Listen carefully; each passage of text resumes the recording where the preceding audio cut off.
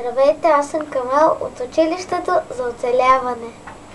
Днеска ще говорим или ще ви обясня как да си направим нощна лампа в случай, че ни спре тока и нямаме свещ или нещо друго, с което да се осветяваме, докато ни пуснат тока.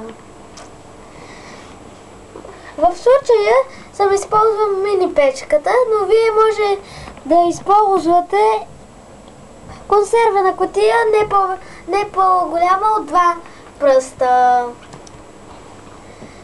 Значи, ще ни трябва, ако имате канап, ако имате прежда, всичко става.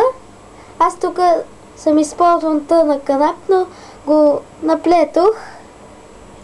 Вътре слагате малко олио. Взимате канапа, ето аз имам, потапляте го целия вътре в олиото и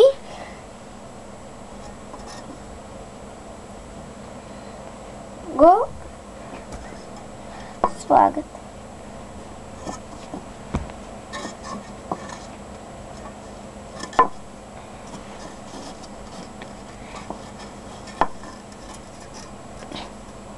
От тук. И после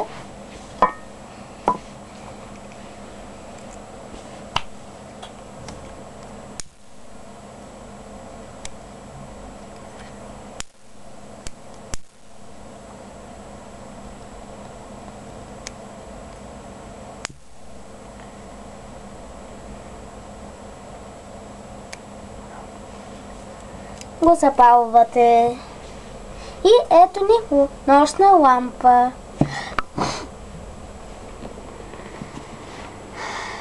Довиждане! Другия път ще говорим за нещо друго.